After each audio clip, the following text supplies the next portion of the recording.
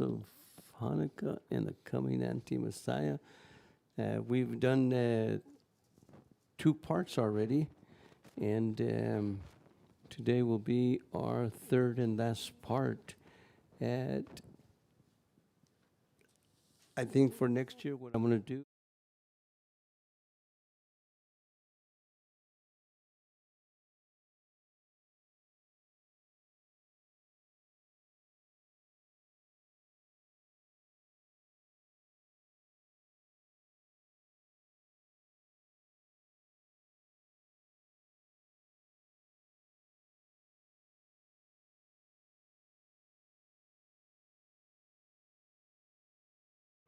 This is the generation of them that seek His face.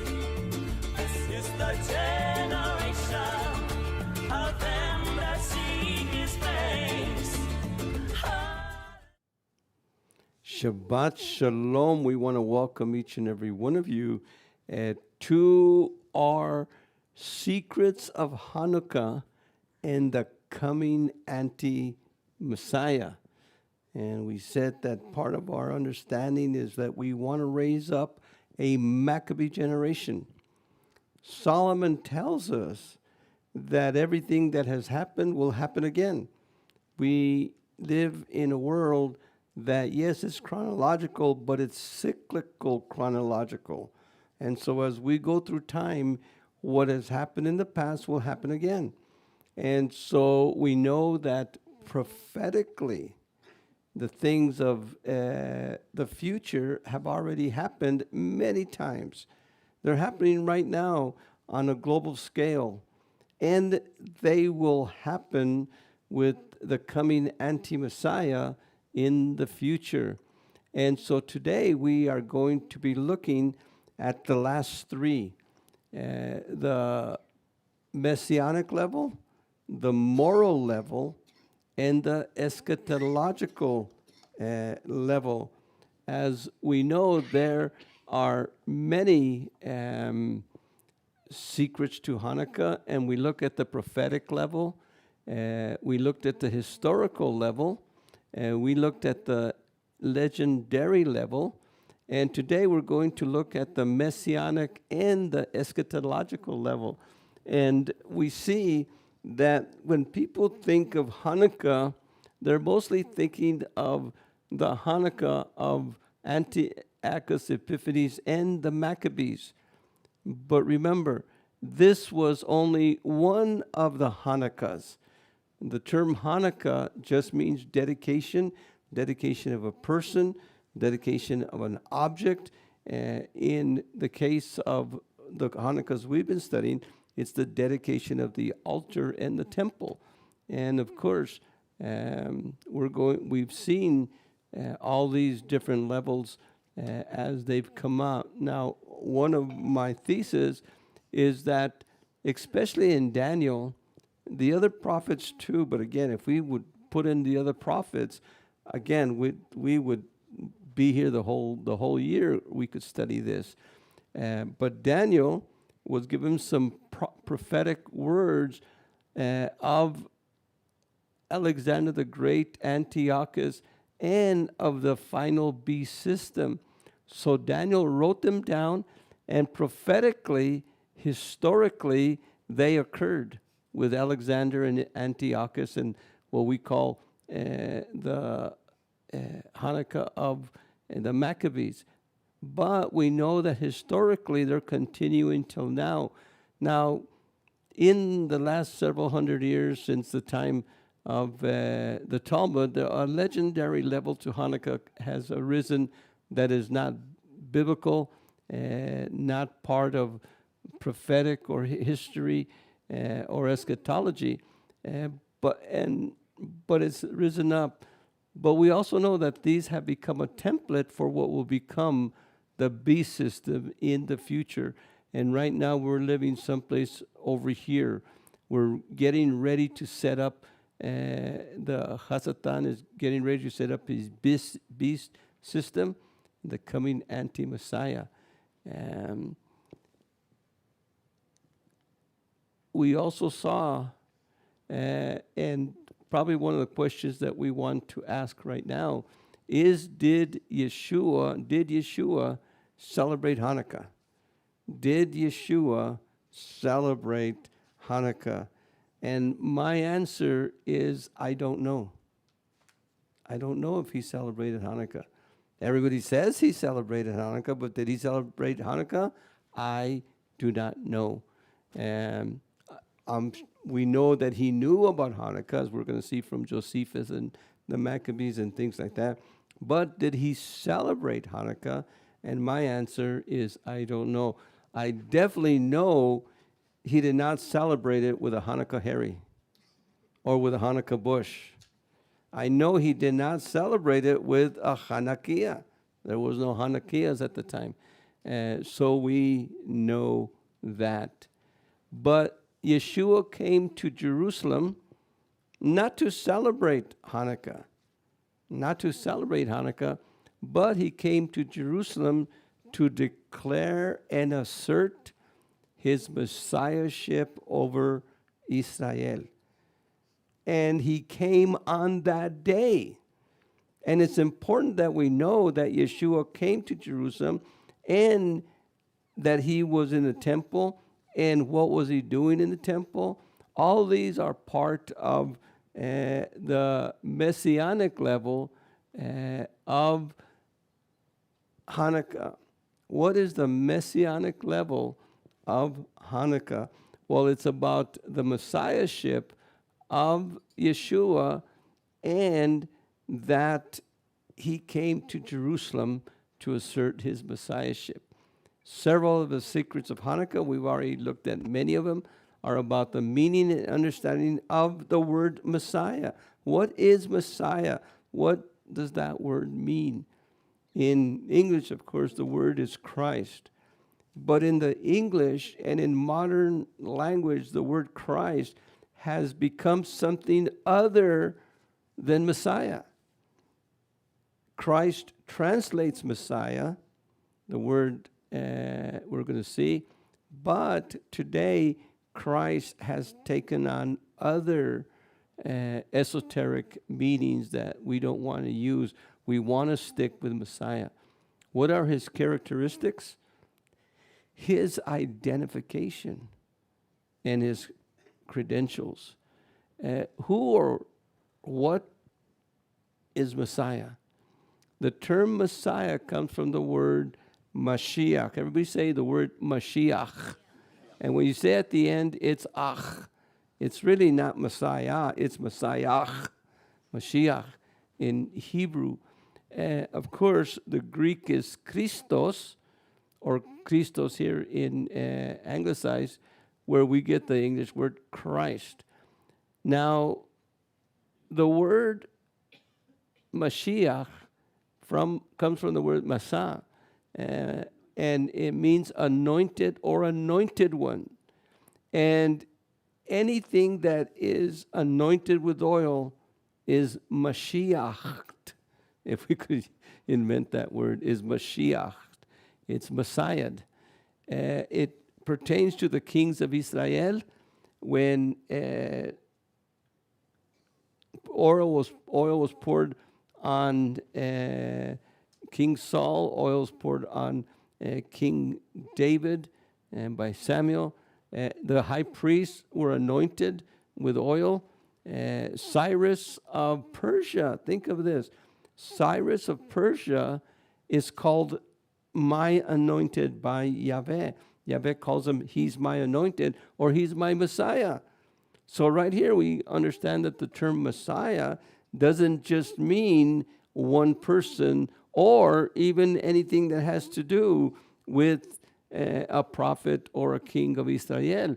But in this case, Cyrus of Persia, a pagan king, Adonai says he is my Messiah, because the term Messiah, as we're going to see, also means a deliverer, a savior, a rescuer, and he's the one that rescued Israel. But the meaning that we want to look is of a prince who will come. In Tanakh, Torah and Tanakh, a prince is coming. the scepter shall not pass from Yehuda till Shiloh comes. Shiloh is the one to whom it belongs. This Shiloh is Messiah. And so a prince is coming, a Nagid is coming, and this is Moshiach. And again, in the Greek Septuagint, every time you find the word Mashiach, it uses the word Christos. So the kings of Israel would be Christos. The high priest of Israel would be Christos. Cyrus of Persia would be Christos. And the prince who will come will be Christos. Again, what I'm saying, a lot of Christians and many Messianics have never really seen this very idea, and you need to explore this idea that the term Christos does not just apply to Yeshua, the Messiah, to Jesus Christ in the King James. It applies to many. Anything that is anointed, a person, a thing that is anointed, has been christened. Many of you have been christened. Remember when you were confirmed in the Catholic or Protestant churches, it says, oh, I'm going to a christening. A christening is when anointing takes place. And in the Catholic Reformed religions or churches, they baptize you as a baby. And then when you're usually 12 years old, they anoint you with oil or christen you or confirm you with the Holy Spirit in their theology. And so the term Messiah really has to do with someone who is anointed for a specific purpose, for a job, for a work, for a ministry, whether it's to be king, to be a priest, a high priest, or to be a deliverer of the people. But the Messiah par excellence, there's only one. There's only one true Messiah. That's Yeshua, who is coming. Now, the term Messiah is found in these verses, the horn of his Messiah. In Psalm 2, it talks about his Messiah, the Messiah of Yahweh, who Yahweh calls my king. So from here we get the idea that Messiah is the king, Yahweh's king. But Yahweh also calls him my son. So Messiah is the son of Elohim, son of Yahweh, according to Psalm 2. Of course, in Daniel 9:24, one of the most important prophecies, we saw that one last week, says that in 143,880 days from the time the message goes out to the coming of Messiah the Prince is going to be such and such. And so here he's called Mashiach HaNagid. And of course, the Septuagint is Kurioi, master, or Christos. And the word Christos is found there. And again, see further Proverbs 34-6. So Messiah, and again, this is just a little sampling.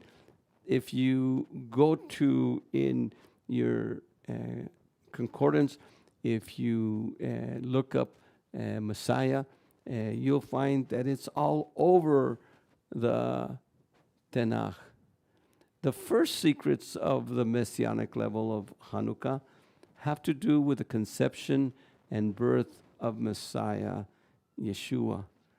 Hanukkah is about the conception and birth of Yeshua, the Messiah. Now, we all know the Christmas story. We grew up with the Christmas story. The traditional teaching of Yeshua's birth on December 25th is a false narrative. In fact, there is nothing whatsoever with the birth of Yeshua on December 25th. December 25th has always, way before Yeshua, was a pagan holiday. In fact, December 25th and Kislev 25th, which is probably where people put 2 and 2 together and came up with 5. December 25th and Kislev 25th, the first day of the Maccabean Hanukkah, occurred on the same day on the year 165. And that's the day, December 25th, is the day when the Dionysiac parade went through the streets of pagan city. In other words, Dionysius, the god of wine and revelry, and the boys were made, it says in the book of Maccabees, to have wreaths on their heads. And all these are very pornographic parades and very pornographic rituals that the pagans would do on December 25th. Of course, not only did the Greeks, earlier the origins of this really have to go back to Nimrod and the Druids and in those areas, and people all around the world, for some reason, December 25th is the birthday of the sun, the birthday of all the gods, Dionysius and Jupiter, Zeus, all the gods of Rome and Greece and other countries, December 25th. And so we won't go on into how all that occurred. We've studied that in the past. But an observant and careful observant to really connect the dots.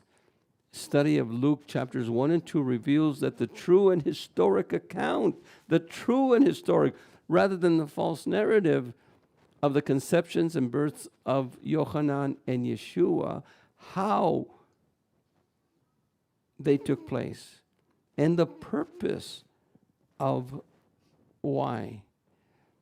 Of course, it begins with the Gospel of Luke. And in Luke, it says, in the time of Herod, king of Judea, there was a priest named Zachariah.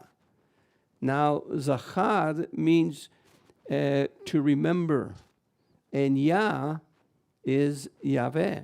So Zachariah means Yahweh remembers, who belonged to the priestly division of Aviyah, or Abijah in your King James. Aviyah means Yah is my father. His wife Elisheva was also a descendant of Aaron. Elisheva is the covenant of Yahweh. So can you imagine? Zachariah, Yahweh remembers, married Elisheva, the covenant of Yahweh. So Yahweh remembers his covenant. Now what's interesting, again, we've studied these many times, and we do have a teaching just on this section.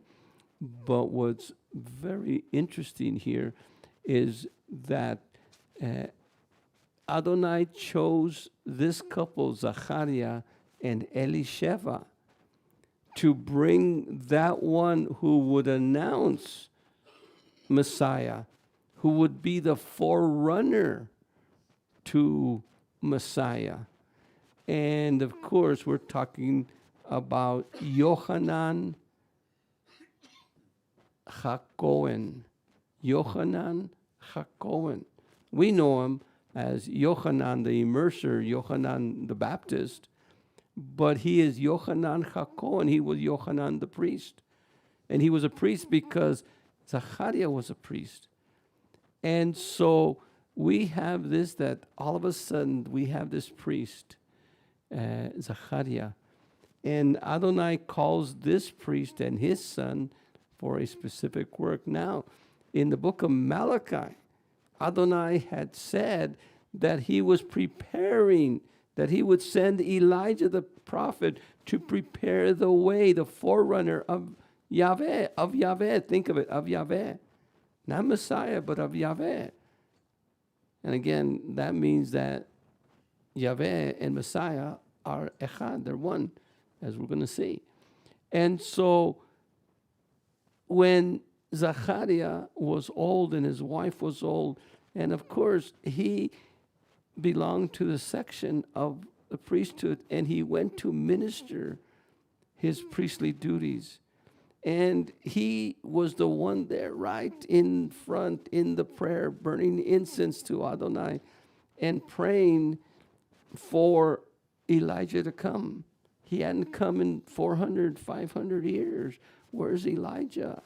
And so they started praying in the Amidah, in the standing prayer, about the coming of Elijah. And one of the things that we have is that he also prayed for a son because they were barren. They were getting old on in years. Zachariah was probably about 49 years. His wife was maybe a couple of years younger. He couldn't have been over 50 because a priest ended their service at 50.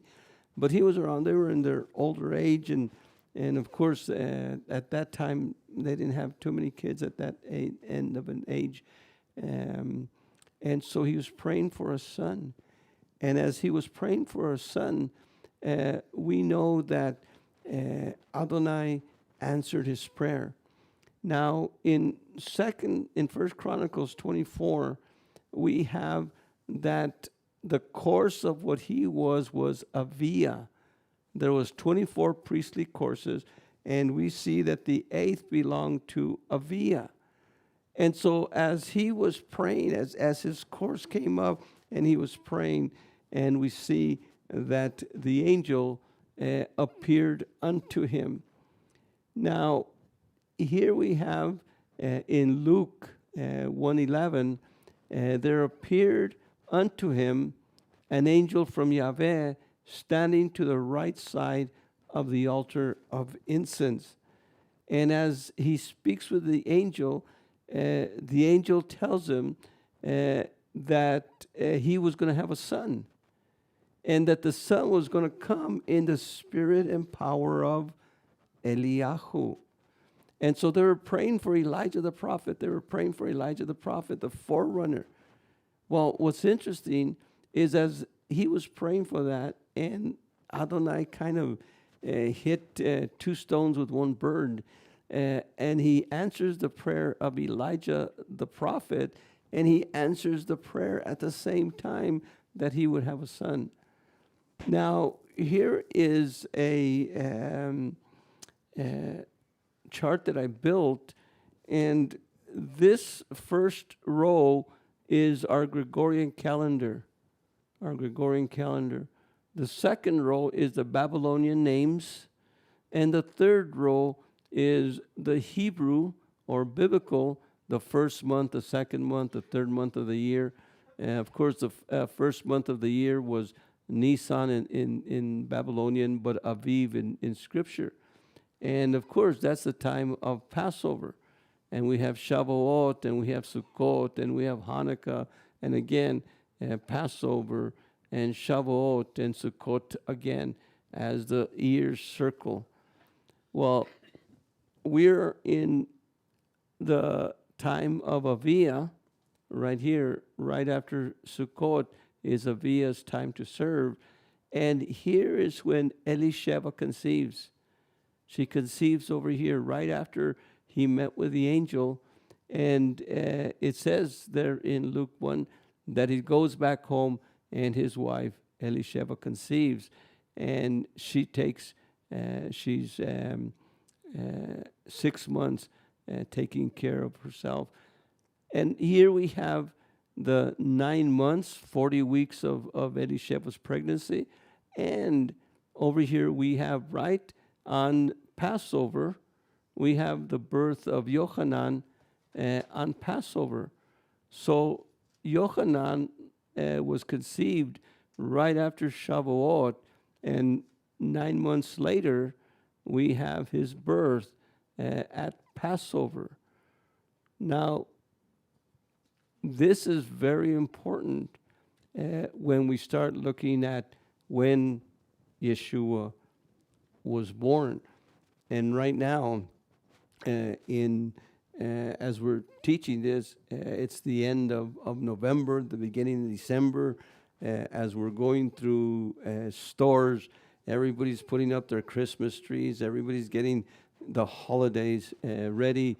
You turn on the radio and Christmas songs are singing, and it's all about Christmas. But the thing that we need to remember is the Christmas that everybody celebrates is a false narrative. It never occurred. Well, then when did it occur? And here's where Hanukkah, a secret of Hanukkah, and the Messianic level has to do with the birth of Yeshua. Yeshua was born on the first day of the Feast of Tabernacles in the fall of the year. In fact, in the year that he was born, it was in October 3rd, and many times it falls. October 3rd is one of the dates that it always falls on. This year, it was a little early. Sometimes it's a little late. But it's important for us to know that Yeshua was born on the first day of Tabernacles. And so every year we teach the birth of Yeshua on the Feast of Tabernacles. He was born on Tishri 15th, which usually, again, falls in late September or early October. This means that his conception was on Hanukkah 40 weeks earlier. So Yeshua was conceived on Hanukkah, a very important Jewish celebration, not to the level of the feasts of Israel, and not to the level of sacrifices and anything, but it was a celebration over our enemies. And so Yeshua was conceived on Hanukkah. Now, there are over 300 detailed prophetic verses on Messiah. They deal with the time that he would be born. They deal with his life, his place, where he was from, Beit Lechem, his lineage, from Abraham, Isaac, Jacob, David. They deal about his death, everything about his death, the 3 days, 3 nights. All these things are dealt with, and all kinds of other aspects of who the Messiah is. But one of the prophecies, Isaiah 7:14, therefore Adonai himself will give you a sign. Behold, a virgin will be with child and bear a son, and his name will call, and she will call his name Immanuel, which means Elohim with us. Think of it. One of the titles, not so much the name, but the title of Yeshua, of the Messiah, is Immanuel, Elohim with us. Now remember when we started this 3 weeks ago, Immanuel is one of the most important aspects of Hanukkah.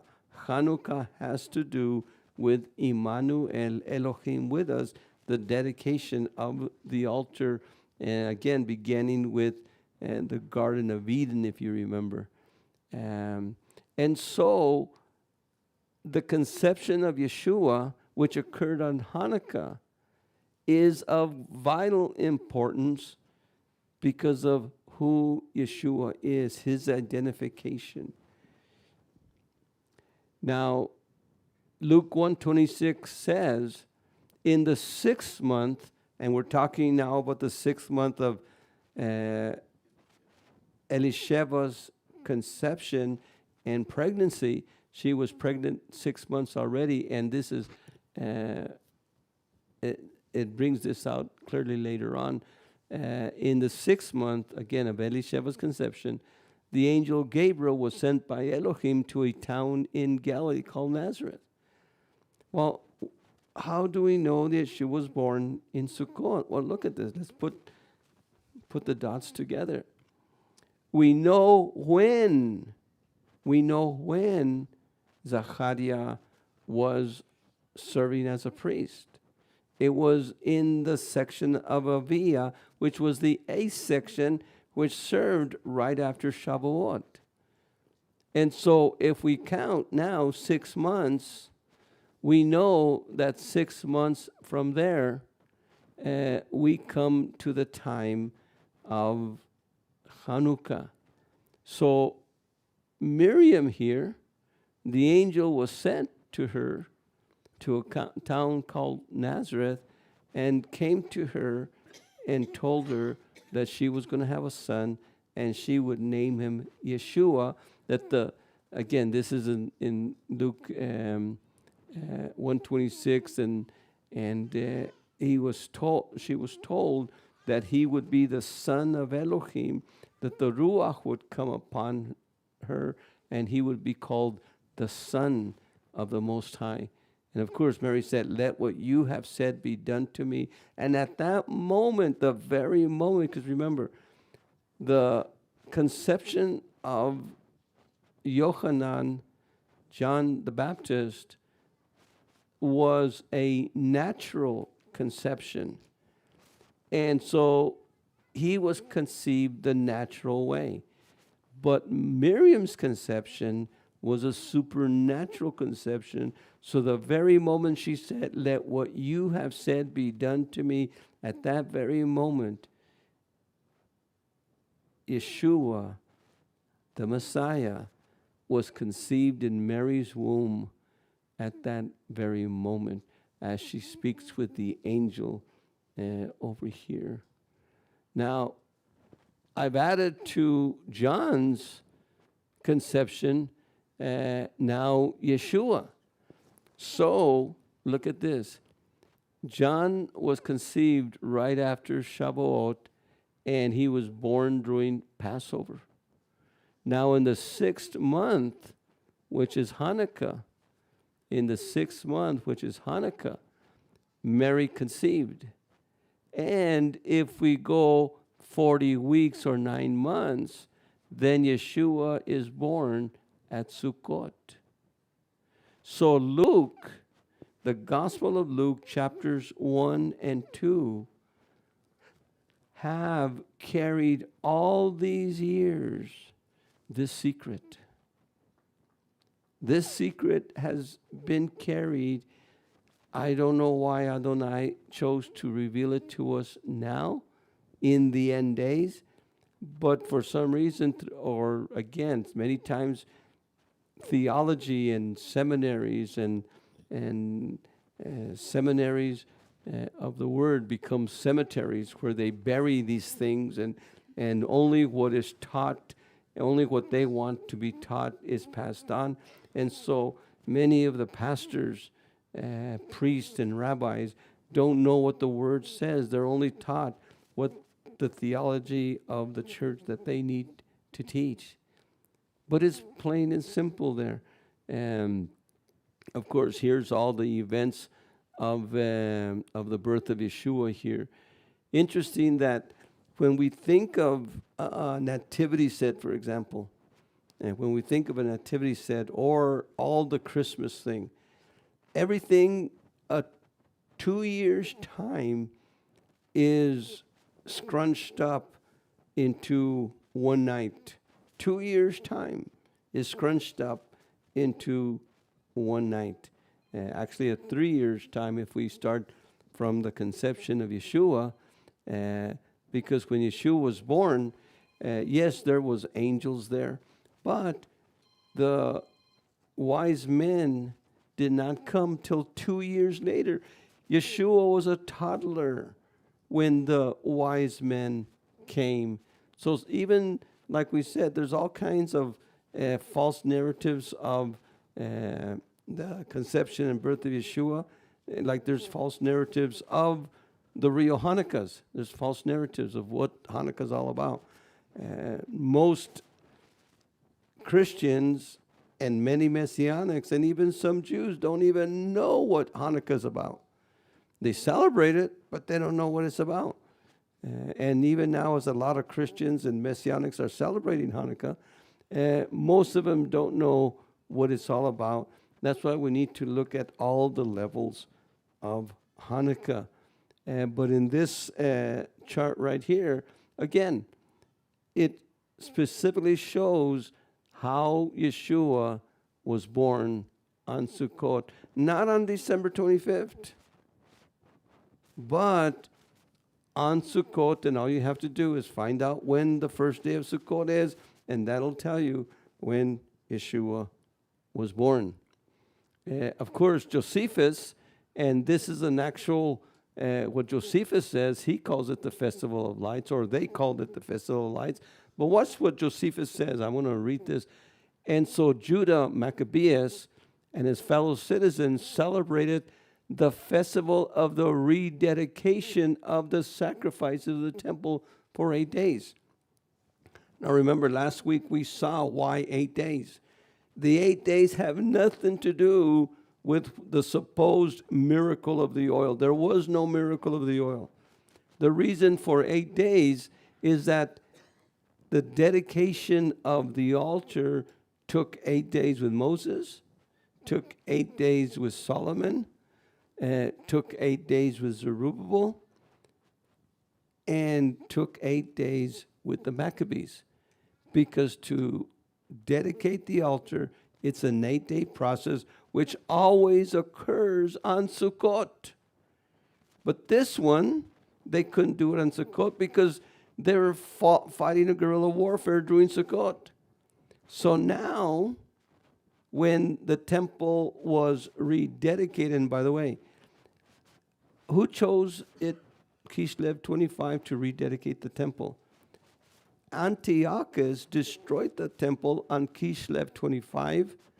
2 years later, the guerrilla warfare finished, and the Maccabees rededicated the altar on the very day of which the abomination of desolation of Antiochus that we saw last week occurred. And so, for their posterity, that they should keep a festival celebrating the restoration of their temple worship for 8 days. So this is why we celebrate. Josephus tells us, like the Maccabees tell us, Josephus tells us why we celebrate it. Not because of a supposed miracle of oil. That never occurred. It was because of the restoration. And from that time on to this, that he's writing in the first century, we celebrate this, which we call the Festival of Lights. Notice that they don't call it the Feast of Hanukkah or the Festival of Hanukkah. In the first century, it was known as the Festival of Lights.